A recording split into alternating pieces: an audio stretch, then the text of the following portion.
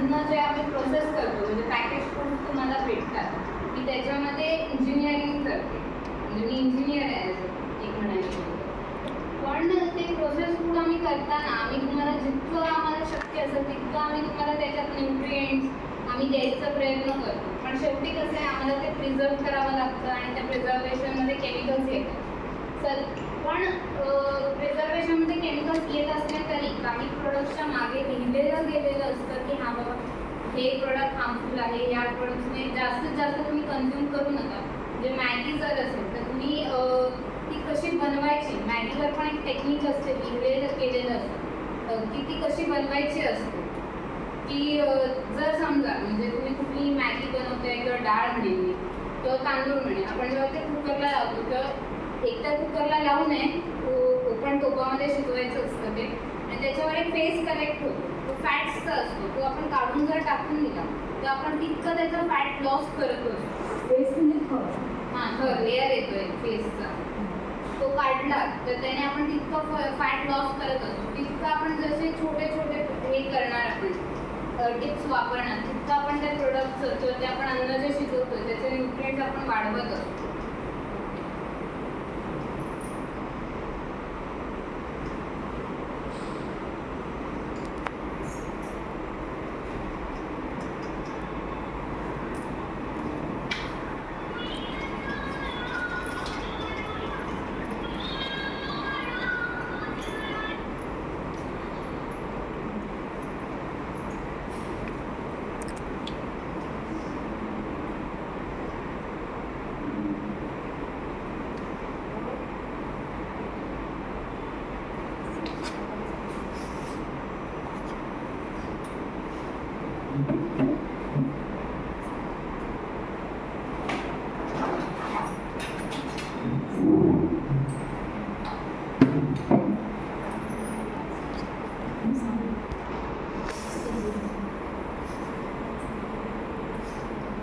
म्हणजे जे आपल्याकडे पिकतं किंवा ज्या वातावरणात आपण वाढत आहोत लहानपणापासून त्या वातावरणाचं आपण अन्न ग्रहण केलं पाहिजे.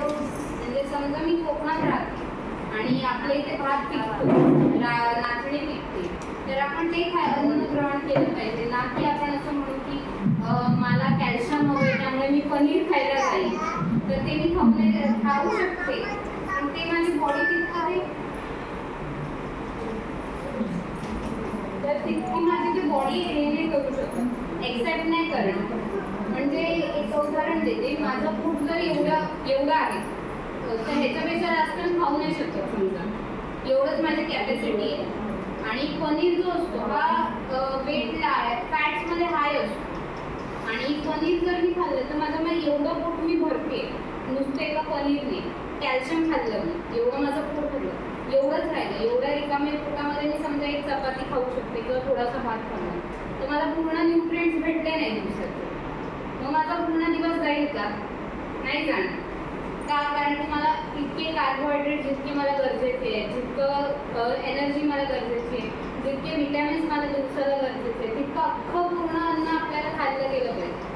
तर रिजनल फूड काय असतं की आपला निसर्ग असतो तो प्रत्येक वातावरणासाठी त्या माणसाला पूर्ण त्याचा दिवसभराचा वेळ जावा किंवा दिवसभराची त्याचा एनर्जी जावा तितकं अन्न तो आपल्याला ते बनवत असतो. म्हणजे कोकणात त्या माणसाच्या लाईफस्टाईलसाठी नारळ आहे, भात आहे, नाचणी आहे, गहू आपण थोडाफार प्रमाणात खातोच, नाही आहे म्हणताय, आपल्याला तेवढं बनलेलं असतं, पिठी आहे, उडीद आहे, हे सगळं आपण खाऊ शकतो. त्याच्याऐवजी आपण खायला जातो म्हणजे आपण असं म्हणू की हां बाबा मला कॅल्शियममध्ये कमी आहे म्हणून मी जसं म्हणाले आपण पनीर नाही खाणार, कॅल्शियममध्ये कमी आहे तर आपल्याला ते काय बनतं, मासे असतात ते कॅल्शियममध्ये हाय असू शकतात तर मी ते खाणार.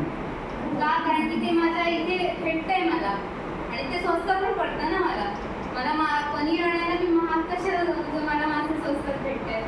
तर तो कॉन्सेप्ट आहे आपला रिजनल फूडचा. सेकंड पॉईंट असं असणार प्रोसेस फूड. आता प्रोसेस फूडमध्ये काय येतं, हेच नाही आहे की आम्ही जे प्रोसेस तुम्हाला पॅकेजेस देतो ते प्रोसेस नाही आहे. दुसरी प्रोसेस काय आहे, आपण कसं जेवण शिजवतो.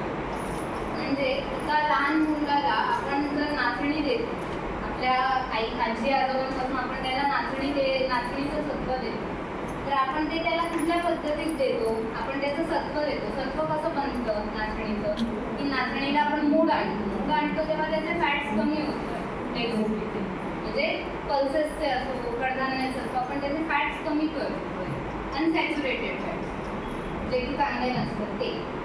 तर आपलं जसं वय वाढत जातं तसं आपण नाचणी आपल्या पूर्ण म्हणजे पहिली ते 20 वर्ष म्हणजे 20 ते 40 ते 60 याच्यामध्ये आपण नाचणी खातो का, नाही खातो का. आणि 50 मध्ये जेव्हा आपण डॉक्टर म्हणतात की आपल्याला अरे नाचणीचे भाकरी खात जा, तर ते आपल्याला पचायला हलके नसते का, कारण की आपली बॉडी आधीपासून ते खात नसते, तर आपली डायजेशन तेवढी स्ट्रॉंग हवी की ते मी खाऊ शकते नाचणी. तर जेव्हा आपण 60चे होऊ तेव्हा आपल्याला जर कोणी सांगितलं हा बघ तू नाचणी खा, तर आपण ती कशी खावी, तर त्या नाचणीला मोड आणेन मी, त्याला सुकवेन, परत त्याची पावडर बनवेन आणि ते सत्वाची भाकरी बनवेन आणि काय, तर ती तितकी हलकी पडते आणि तितके न्यूट्रिएंट्स तुम्हाला भेटू शकतात. तर त्याला एक मी म्हणेन प्रोसेस फूडमध्ये.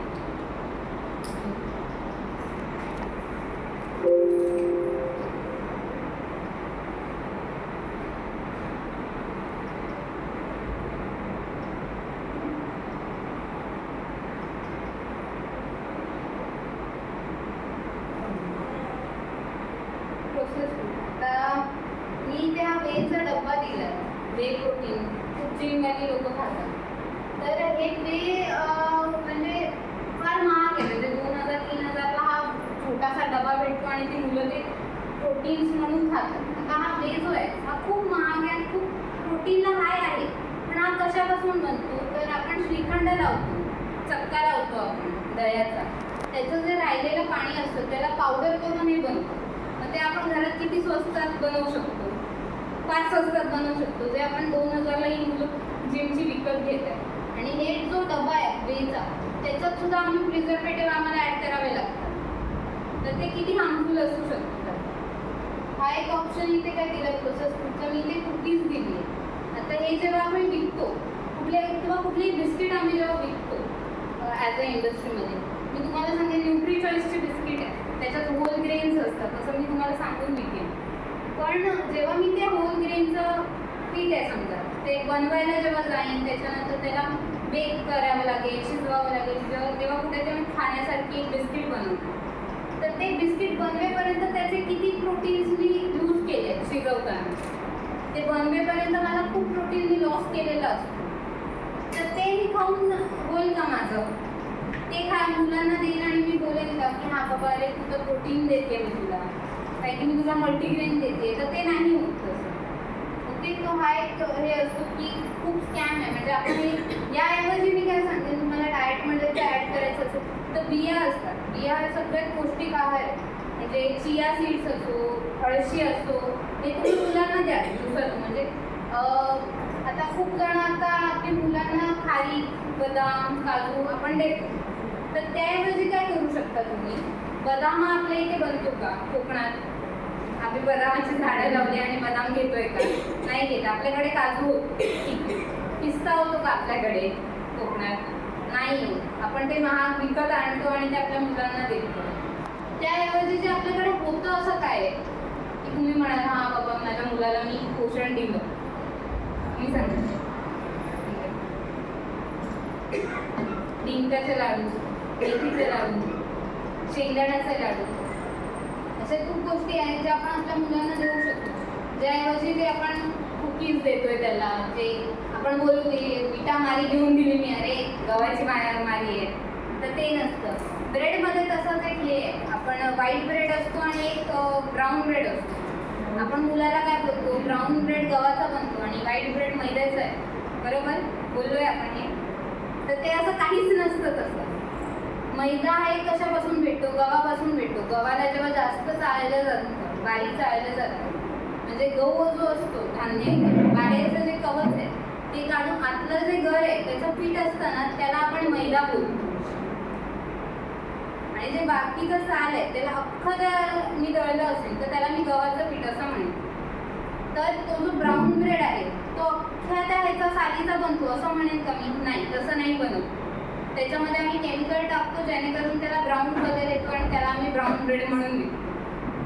ओके, आणि जो साधा ब्रेड आहे तो पण गव्हाचाच बनलेला असतो. तर जर मी बोलेन की तुम्ही व्हाईट ब्रेड खा किंवा ब्राऊन ब्रेड खा असं मला विचारलं तर मी बोलेन व्हाईट ब्रेड खा, कारण की त्याच्यात कमी केमिकल्स आम्ही यूज केले. ओके, त्याच्यानंतर येते सुपर फूड आणि प्रिव्हेंटिव्ह फूड. सुपर फूड मी कशाला म्हणेन की माझी इम्युन सिस्टीम समजा बरोबर आहे, एकदम व्यवस्थित आहे, माझं डायजेशन एकदम चांगलं असेल आणि मला माझ्या डाएटमध्ये मला दिवसाला ॲड करायचं असेल तर मी सुपर फूड घेईन. सुपर फूड काय असतं, समजा शेवगाचा पाला आहे जो आपल्याकडे खूप कमी आहे, आपण खर्चात बनवू शकतो. शेवगा सगळ्यात जास्त कॅल्शियमला सध्या हाय आहे, प्रोटीनला आहे. आफ्रिकेमध्ये ह्याची पावडर आपण गर्भवती महिलांना देतो, त्यांची मुलं अशक्त वगैरे जन्माला येऊ नये म्हणून आपण शेवग्याच्या पाला दिला जातो. ते याला मी सुपर फूड म्हणते. आणि सुपर फूडच्या सोबतच ह्याला मी डायजेशनला हलकं बनवतो. जेव्हा आपण कुठल्याही गोष्टीची पावडर फॉर्ममध्ये जाऊन खातो तेव्हा ते पचायला हलकं बनतं. ओके, तसं इथे मी नाचणी दिली आहे सुपर फूडमध्ये. आत्ता सध्याच्या वेळेत आपल्या कोकणात पण कडधान्यामध्ये सगळ्यात जे हलकं पचायला खाऊ शकतो किंवा सगळ्यात ज्याचं न्यूट्रिएंट आहे ती नाचणी आहे. आता मी इथे एक ताकाचं चित्र दिलं आहे. ताक आपण दिवसातून एकदा तरी किमान प्यायला गेलं पाहिजे. का, कारण की आपण दिवसातून आपण शक्य आपल्याला प्रत्येक आज मी बोलेन आणि उद्या तुम्ही एकदम चौकस आहार खाल असं तर शक्य नाही होणार, पण ताक पिल्याने तितकं तुमचं डायजेशन लवकर होईल, जेणेकरून तुम्हाला बाकी प्रॉब्लेम्स ओबॅसिटी वगैरे होऊ नये. दुसरं मी तुम्हाला इथे दिलं प्रिव्हेंटिव्ह. जर समजा मला असं वाटतंय की मला कुठला तरी आजार होऊ शकतो, म्हणजे माझ्यामध्ये समजा पाण्याची कमतरता आहे, मला युरिन इन्फेक्शन होईल किंवा मला किडनीचा आजार होऊ शकतो, किडनी स्टोन होईल, तर त्याचसाठी आपल्या आयुर्वेदामध्ये आपल्या शास्त्रामध्ये वगैरे आपल्याला काही अन्नाचं हे गोष्टी दिलेल्या, औषधं दिले गेलेली आहेत. आता मी गोळ्या खाण्याऐवजी मी तुम्हाला म्हणजे गोळ्याही खावा, तर दुसरं मी काय सजेस्ट करेन तुम्हाला, हे बनतं केळीचा जो आपला बोंड असतो, गर असतो, केळीचं झाड आपण एकदा फलन केल्यावर ते केळीचं झाड आपण कापून टाकतो.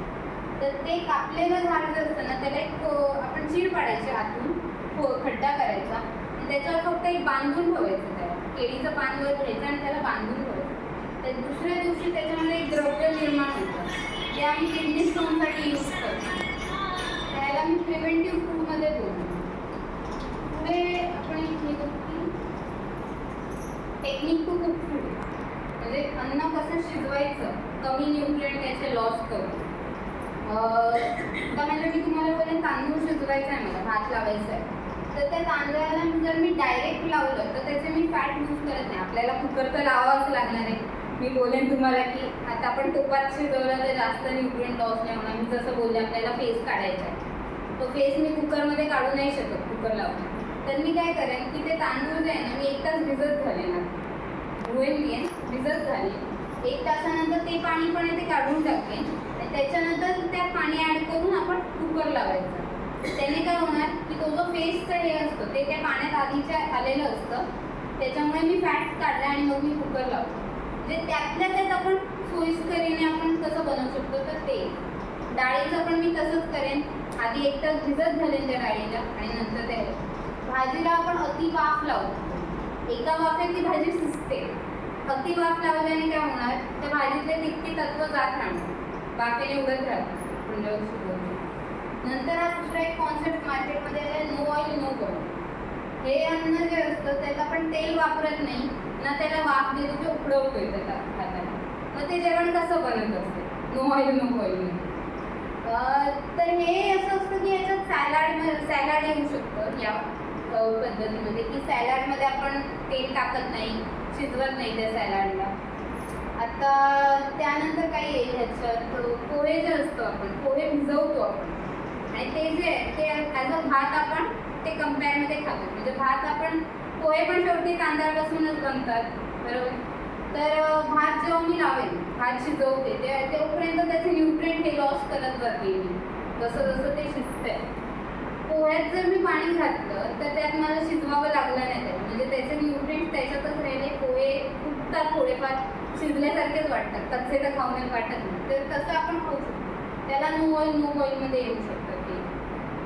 किंवा काही पद्धतीचे सांबार वगैरे जे आहेत ते आपण नो ऑइलमध्ये कसं घेऊ शकतो की ते फळभाज्या असतात काही म्हणजे बीट आहे फक्त तर बीटाचा ज्यूस केला ज्यूस सूप वगैरे सगळे नो ऑइलमध्ये येऊ शकतो. त्याला फक्त हेच आहे की एक वाफ काढायची असते नाहीतर ते थोडंसं कच्चं आपल्याला डायजेशनला ज्यांना पचत नाही किंवा पचायचे प्रॉब्लेम्स त्यांनी डायजेशनमध्ये तसा तो बदल करावा तेवढंच आहे. थँक्यू.